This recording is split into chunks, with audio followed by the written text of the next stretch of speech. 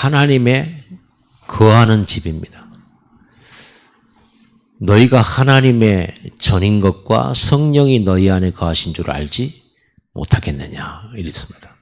고린도전서 3장 16절에 하나님이 내 속에 사셔요.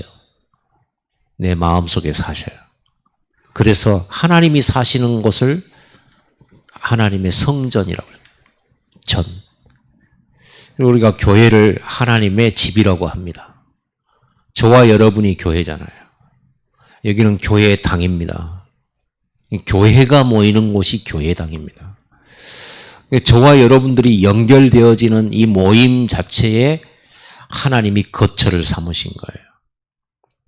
그래서 이스라엘 백성들의 모임 속에 하나님이 구름 기둥 불 기둥으로 거기에 함께 계셔서 임재하셨어요. 임재.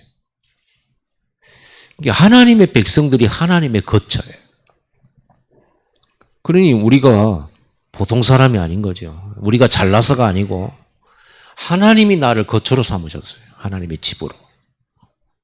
그래서 여러분과 저는 하나님의 신령한 집으로 세워지는 거예요. 그래서 전도해서 예수님을 믿게 하고 예수님을 영접하여서 교회 회원으로 세워지게 되면 교회로 이렇게 연결되어지면 뭐가 되는 거예요? 하나님의 집으로 세워지는 거죠. 또 하나 이렇게 교회의 기둥으로 하나님의 전의 기둥으로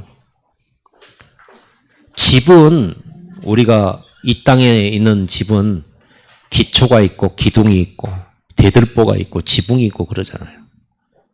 제일 중요한 게 기초고 기둥이잖아요. 그 위에다가 이제 모든 걸 얹어 나가잖아요.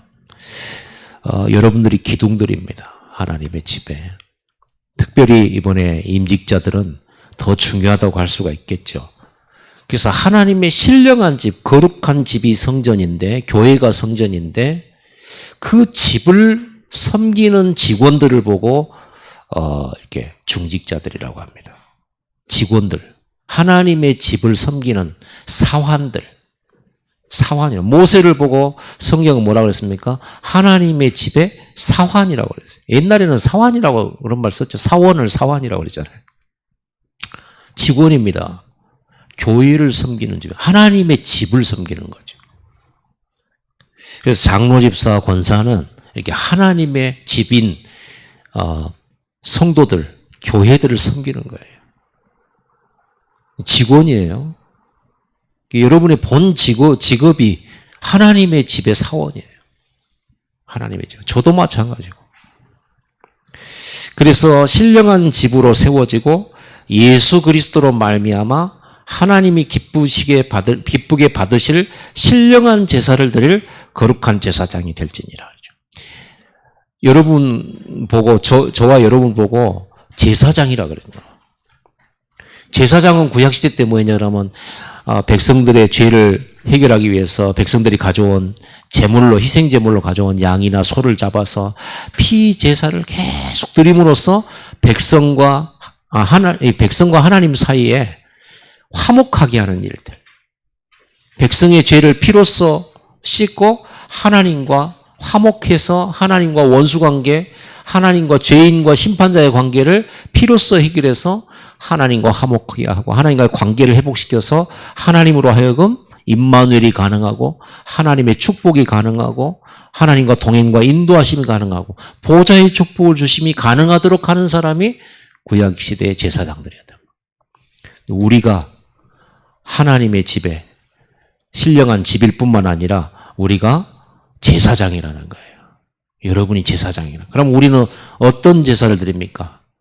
저 불신자들의 죄, 그것 때문에 그들은 하나님으로부터 심판받을 수밖에 없고 재앙 저주를 면할 길이 없죠.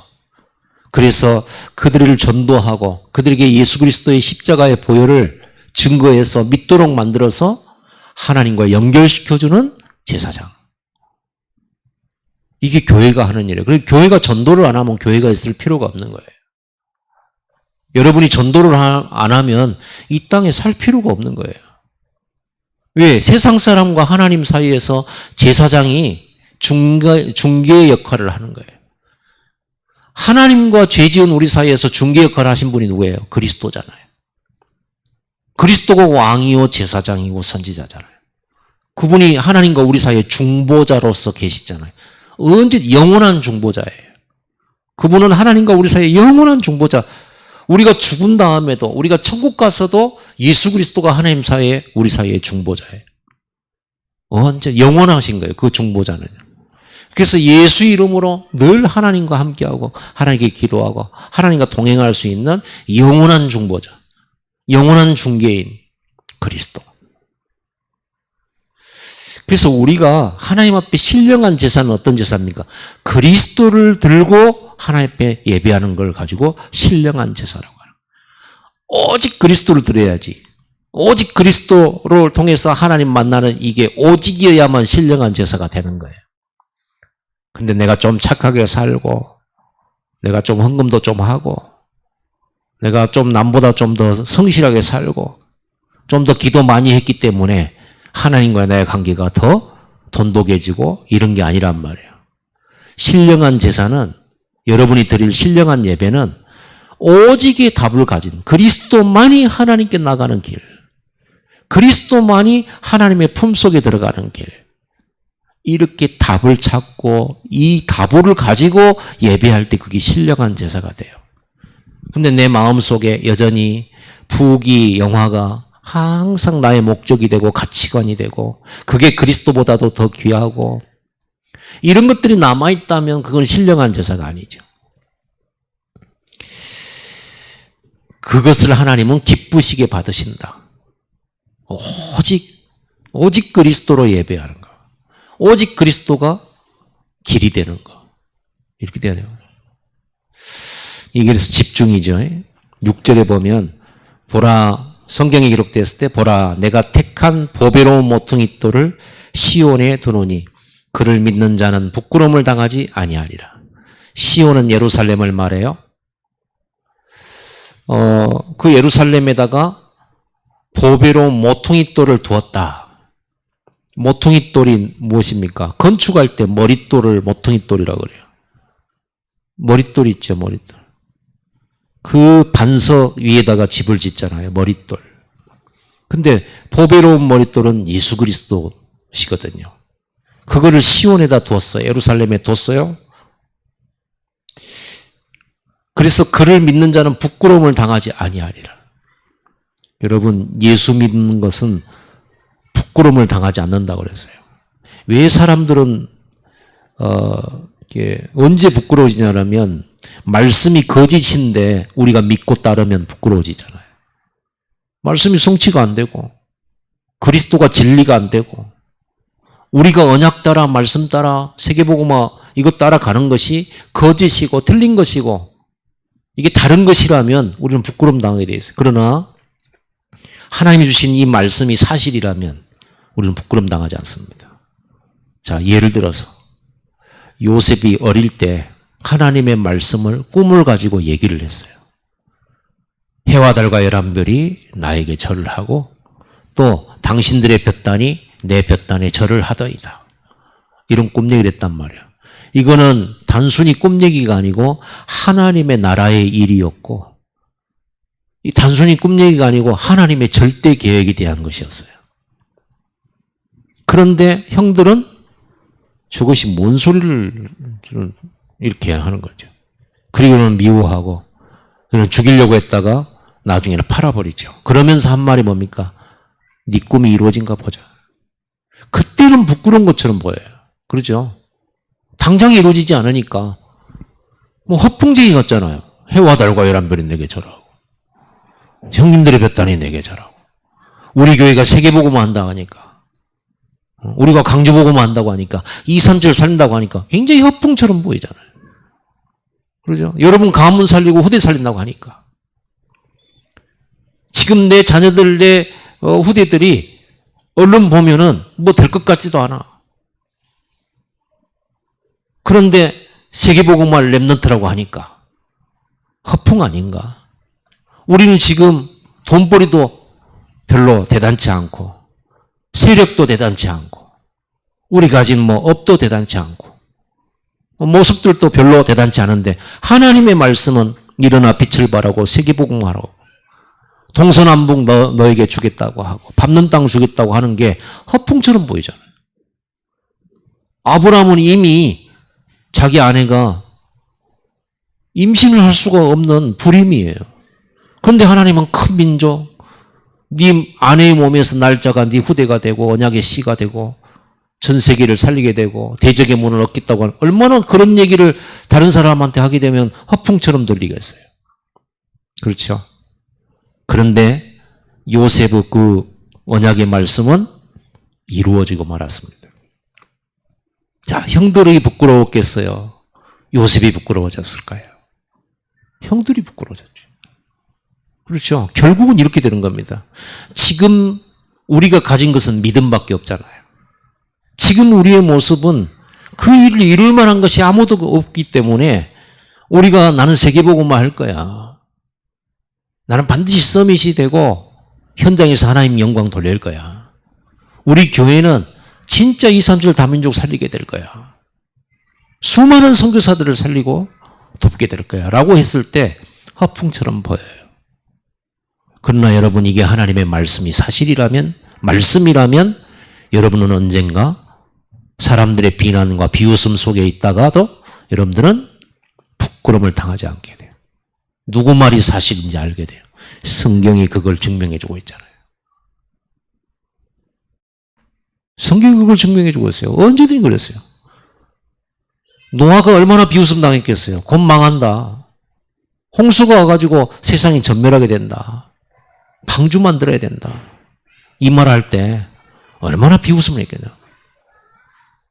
여러분, 지금 여러분이 받은 말씀은 하나님의 말씀입니다.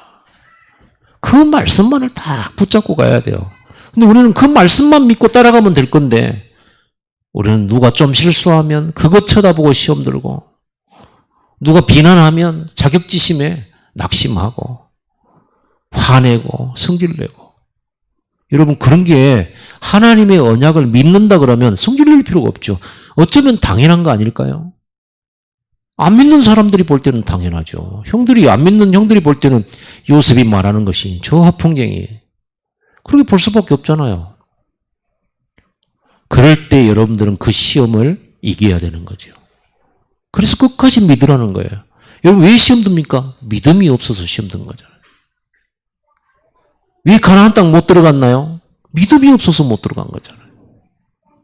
지금 자기네들은 광야를 지나고 있고 풀 한 폭이 안 나는 사막을 지나가고 있지만 하나님 주신 땅을 주실 거라는 확실한 믿음 속에서 끝까지 걸어가야 될 건데, 눈앞에 조그만 위기가 오고 조그만 어려움만 오면 못 간다 그래서. 여러분, 믿음 충만하시기 바랍니다. 뭘 믿을 거냐? 누가 목사 믿으라고 했습니까? 목사 믿지 말고 하나님 말씀 믿으세요. 목사 보고 시험 들 것도 없어요. 중직자 보고 시험 들 것도 없어요. 왜 장로 보고 시험 듭니까? 왜 권사님 보고 시험 듭니까? 하나님 말씀 믿고 가는데, 말씀 따라가면 될 건데, 얼마나 어리석은지 몰라요. 우리는 하나님 믿습니다. 하나님이 기름 부어서 세우는 거예요.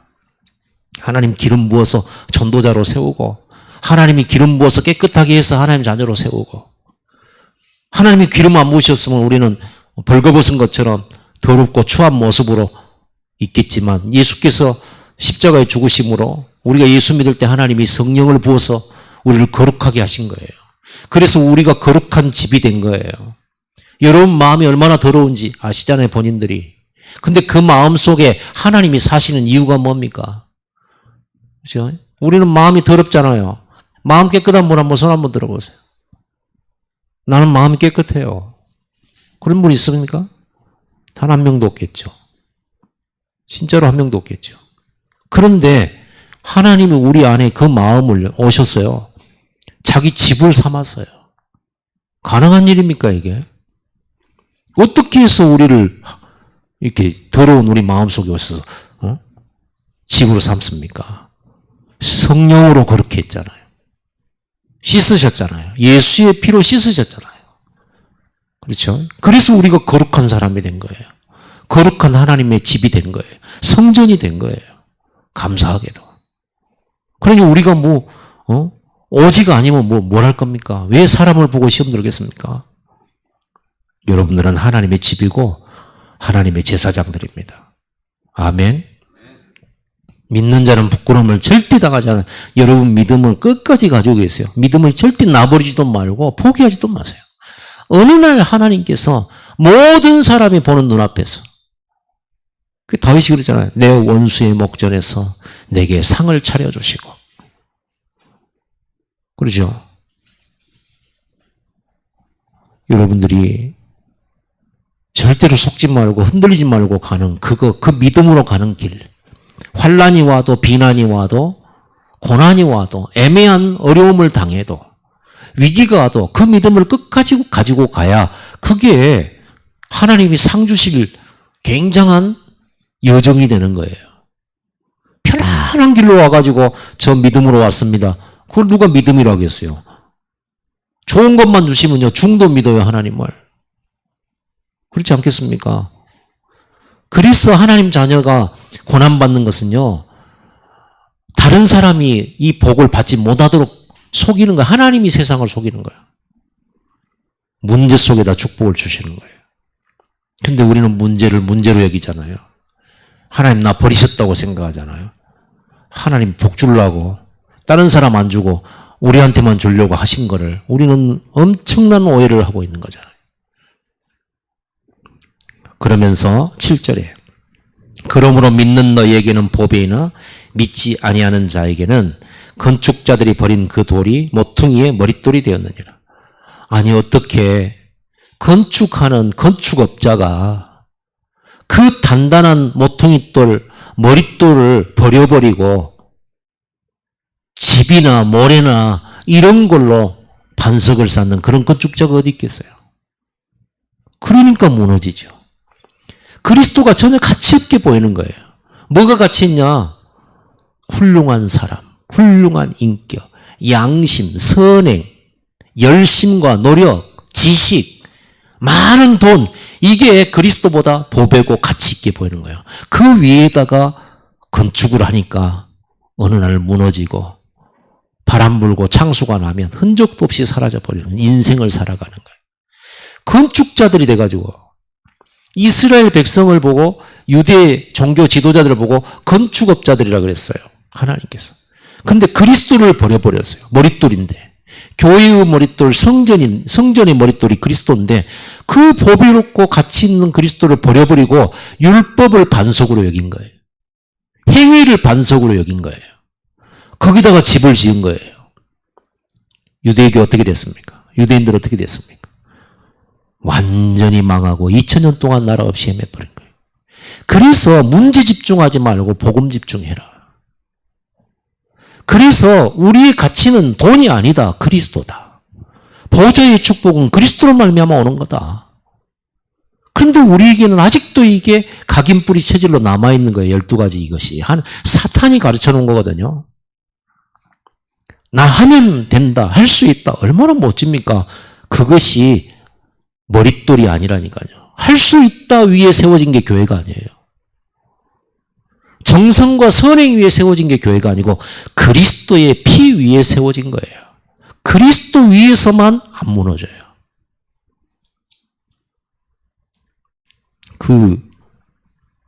뭡니까? 여홍철 아시죠? 이번에 여홍철 딸이 그 올림픽에 출전했잖아요.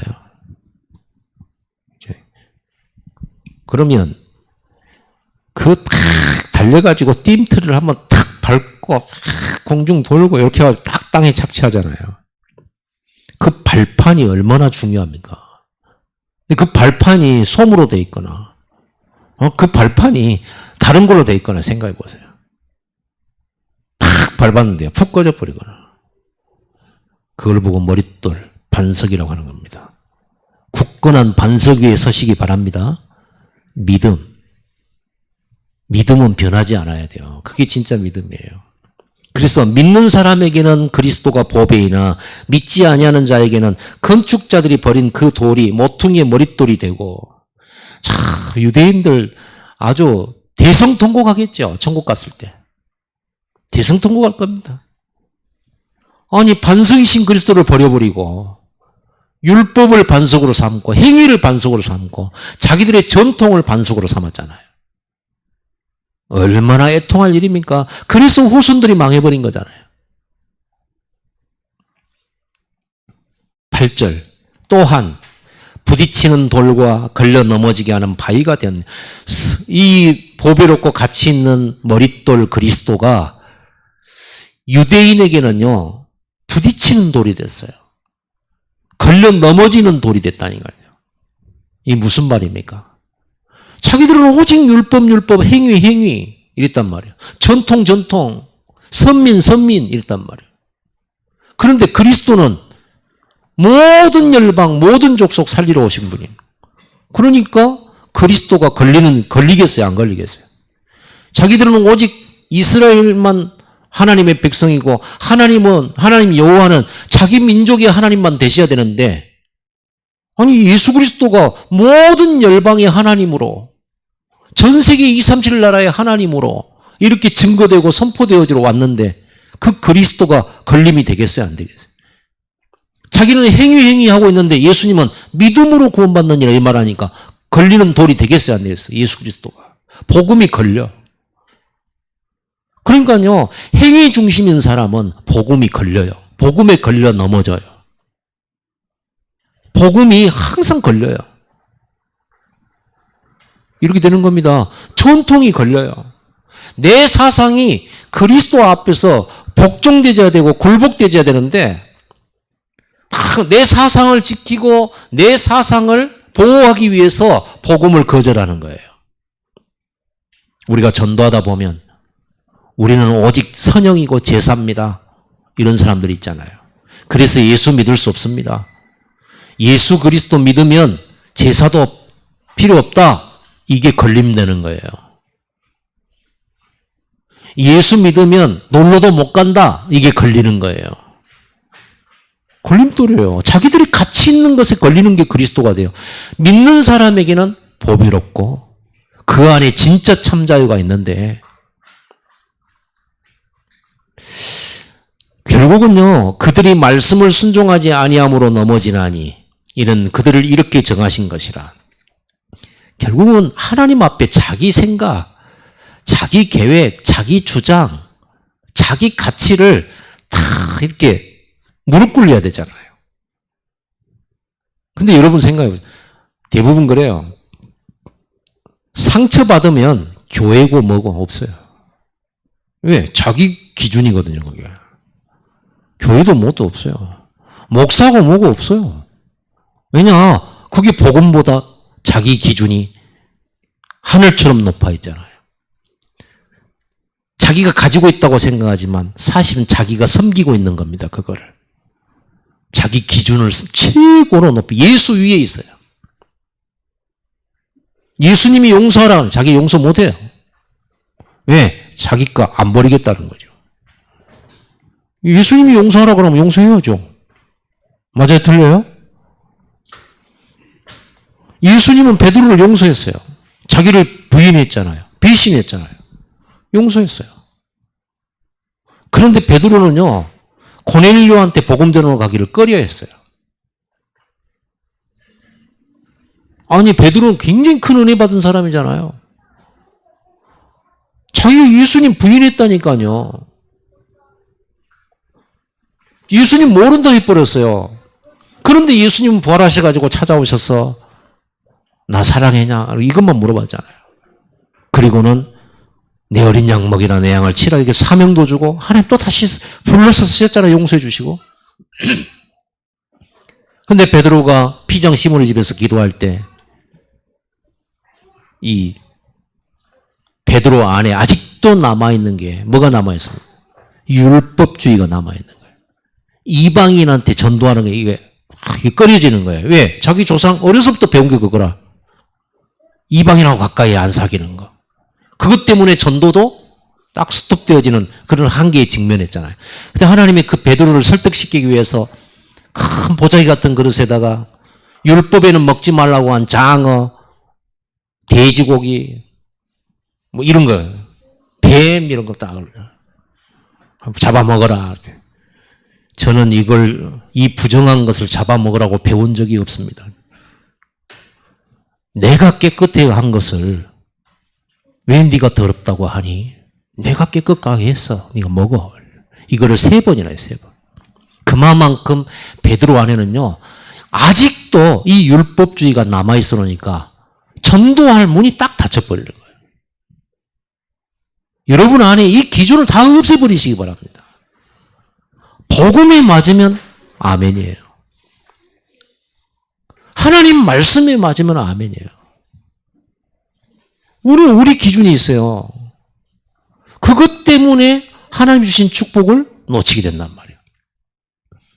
유 목사님이 전도자의 고백에서 렘넌트들에게 한 말이 그겁니다. 우리 렘넌트들 가는 길에는 다 틀린 것만 있을 것이다. 그것 때문에 보좌의 축복을 놓칠 수 있다. 그 틀린 게 뭐냐? 바로 이런 것이에요.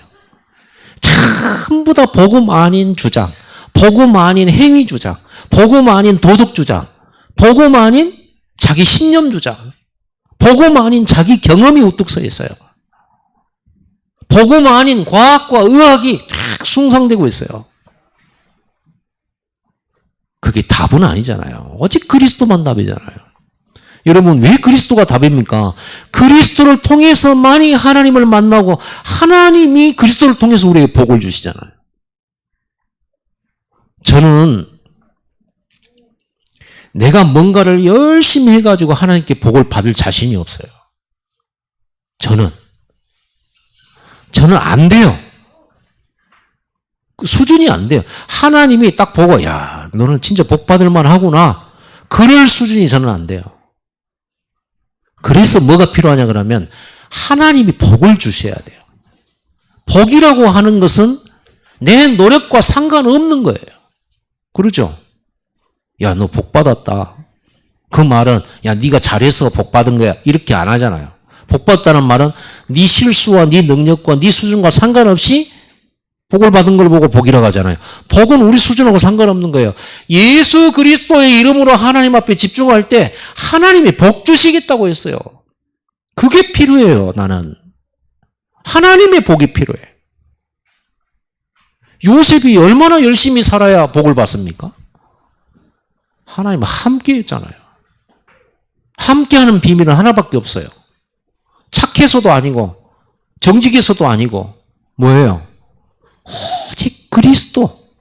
오직으로 그리스도를 가지고 하나님 앞에 나가고 하나님의 복을 구했어요.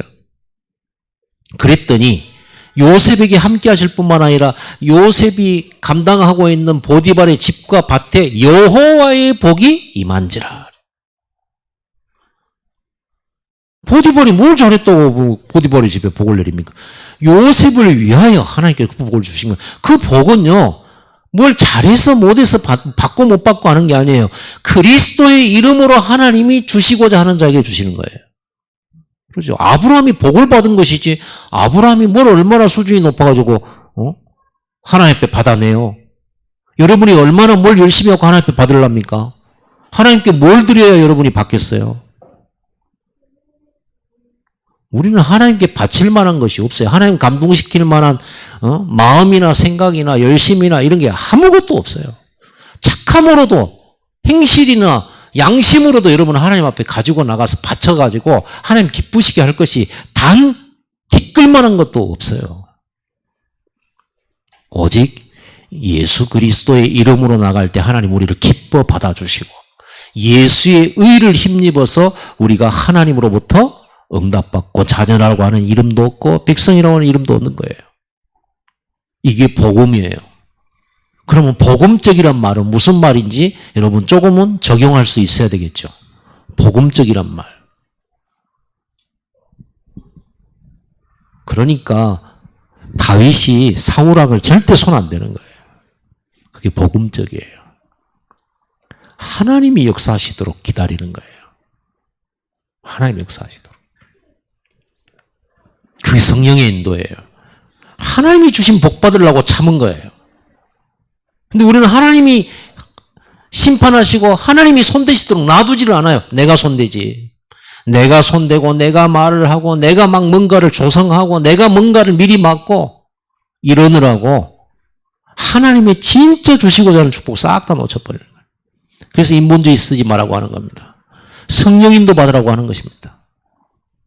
성령인도가 뭡니까? 하나님이 어떻게 하실 거냐. 그걸 기다리는 거예요. 그러면서요, 9절에 보세요. 다 같이 읽어봅시다. 그러나 너희는 택하신 족속이요, 왕 같은 제사장들이요, 거룩한 나라요, 그의 소유가 된 백성이니 이는 너희를 어두운 데서 불러내어 그의 기이한 빛에 들어가게 하신 이의 아름다운 덕을 선포하게 하라 하십니다. 여러분은 12가지 어둠 속에서 건져내서 하나님의 빛 가운데 들어가게 했어요. 하나님의 영광의 쉐키나의 축복 속에 들어가게 하셨어요. 여러분 떨기나무 불꽃 가운데 있는 사람들입니다. 지금 하나님의 임재하시는 사람들이에요. 뭐 하려고 이걸 불러냈냐? 하나님이 그리스도를 보내서 우리를 구원하신 그 아름다운 덕을 선포하게 하려고, 그리스도를 선포하게 하려고. 하나님이 세상을 이처럼 사랑하사 독생자를 주셨으니 이는 저를 믿는 자마다 멸망치 않고 영생을 얻게 하려 하심이라. 이 그리스도를 통해서 세상을 사랑하고 그들을 건지려 하시는 하나님의 아름다운 덕을 선전하게 하려 합니다. 여러분 산업이, 여러분의 인생이 그리스도를 선전하기 위한 도구가 되어야 돼요. 실패조차도 그리스도를 전하기 위한 실패가 되어야 돼요. 그러죠. 그럼 쓰임받아요. 제가 IQ 89라고 그랬잖아요. 89가 지금까지 전도하고 살아왔어요. 하나님의 은혜죠. 89로는 아무것도 못해요. 원숭이보다 좀 더 나아요. 그런 내가 하나님이 함께 하심으로 여기까지 왔다. 복음 전하고 선교하고 제자 삼고 말씀 운동하고 그러잖아요. 그럼 누가 한 거죠? 하나님이 하신 거예요. 저는 진짜 아무것도 안 돼요. 하나님이 복 주셔야만 해요. 하나님의 복이 필요하니까 저는 예수 이름 가지고 하나님 앞에 나갈 수밖에 없어요. 평생이요. 영원토록. 그 은혜밖에는 증거할 게 없어요. 잘난 게 너무 없어가지고. 그래서 되도록이면 우리 안에 기준 같은 거 없애려고 합니다. 저는. 기준 같은 거 없애고. 오직 말씀하고 맞냐. 그리고 진짜 우리가 싸워야 될 때는 언제냐. 교회를 분란을 일으키고 역사하는 흑암세력과의 싸우는 거. 그럴 때 싸우는 겁니다. 또 사단이 역사해가지고 성도들을 괴롭히고 또 세상을 어지럽힐 때 그때는 본격적으로 영적 싸움을 하는 거죠. 그리고 누군가가 오직 그리스도가 아니라고 말할 때는 피 흘리기까지 싸울 겁니다. 예수가 그리스도인데 예수가 그리스도 아니라고 하는 사람이 있으면 저는 쫓아낼 것입니다. 설득하다가 메시지 전하다 안 되면 쫓아낼 거예요.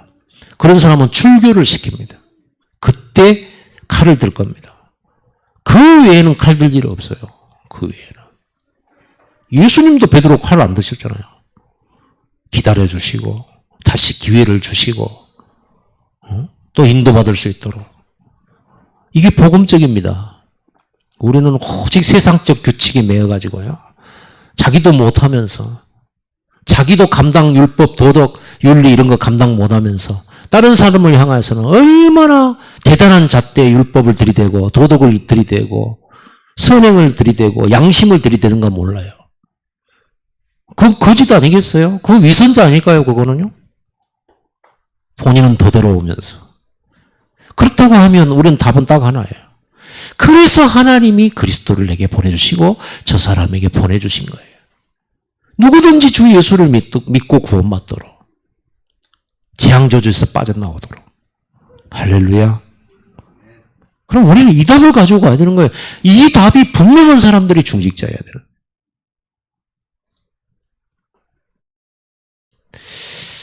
10절 마지막으로 읽고 마칩시다. 너희가 전에는 백성이 아니더니 이제는 하나님의 백성이요 전에는 긍휼을 얻지 못하였더니 이제는 긍휼을 얻은 자니라. 시내산에서 피언약을 세워놓고 이 메시지가 선포된 거잖아요. 너희가 전에는 애굽 백성이더니 이제는 하나님의 백성이 됐다. 너희가 전에는 그리스도 몰라가지고 하나님의 긍휼과 사랑을 얻지 못하더니 이제 그리스도의 피 언약으로 하나님의 사랑과 긍휼을 입은 자가 되었느니라. 이 말이잖아요. 평생 노래할 것, 평생 찬양할 것, 평생 자랑하고 선전할 것이 이 예수 그리스도의 피와 하나님의 사랑이에요. 그걸로 우리는 우리 인생의 목적과 방향을 삼는 겁니다. 그것 말고는 할 일도 없어요. 그거 안 할 바에는 직장 안 되는 게 좋아요. 사업이 망하는 게 좋고요. 그렇지 않습니까? 왜 우리 산업이 잘 돼야 되고, 왜 우리가 건강해야 되고, 왜 우리 자녀들이 잘 돼야 됩니까? 그리스도를 선전하려고. 그거 언약 붙들고 여러분 기도하세요. 그리스도의 증인 되게 해달라고. 내 산업이 그리스도의 증인 되게 해달라고. 내 겪어온 인생이 그리스도를 말할 수 있도록. 내 인생 여정이. 우리 앞으로 걸어갈 모든 손대는 일과 모든 것이 그리스도의 유일성 증거하는 일이 되고 미래가 되도록. 이것 말고는 없죠. 우리를 구원하신 그분 앞에 우리가 드릴 것도 없고 바칠 것도 없어요. 오직 하나님의 영광만 증거하는 것 말고는 하나님께 드릴 게 없어요. 오늘 이 축복을 여러분들은 받은 사람들입니다. 진짜 복음을 제대로 깨닫고 제대로 누리고 제대로 적용하기를 바랍니다. 그래야 하나님 기뻐하시겠죠. 그래야 네가 그리스도의 그 피 언약을 가진 그리스도의 제자구나. 네가 진짜 복음의 제자구나. 이렇게 하나님도 인정하시지 않겠어요? 우리가 잘은 못하지만은 그 방향으로 가는 거죠. 기도합시다. 이 시간에 우리 함께 기도할 때 진짜 왕 같은 제사장으로 거룩한 날